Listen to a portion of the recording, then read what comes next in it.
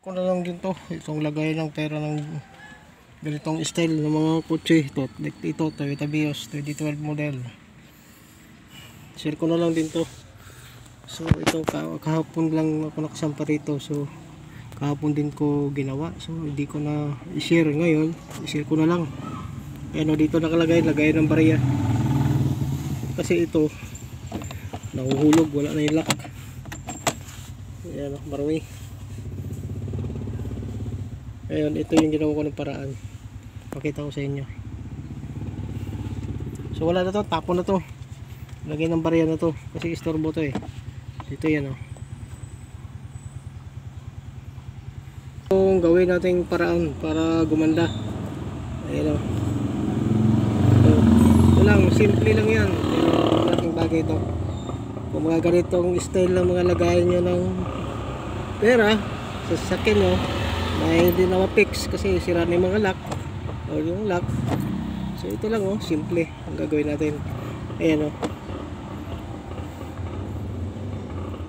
binaklas ko na to kahapon, ay nilagay ko na to kahapon, pero baklasin ko kasi i-share ko na lang. Ayan oh, dito yan nakakon oh. So ayan guys, so pakita ko sa inyo, maliit lang na to, ano to, ayan oh, yung nut na may tulis. Ito. Dito yan. Tutornilyo natin. Yan. Tapos sumunod ito.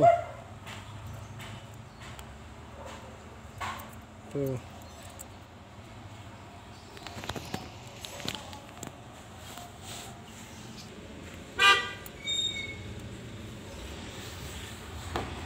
Dito yan.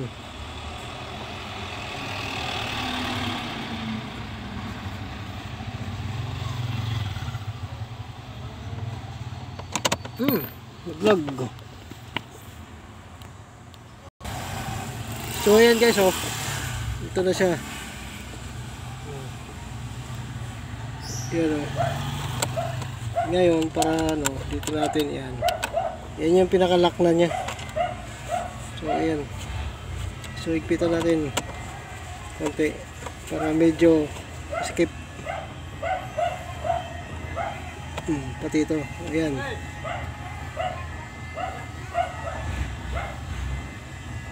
So ayan na guys. Okay na. Angat mo na to. Sagad. Ayan.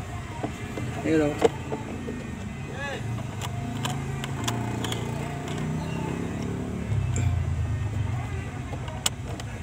So ayan na guys.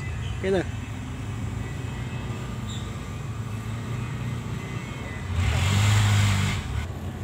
So ayan na guys. Maganda na diba? Ayan o. Kasi hindi siya nahuhulog. Ayan o.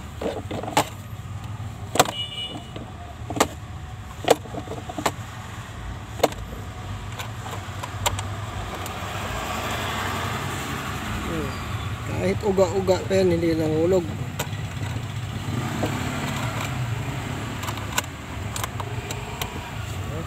Malinis patignan.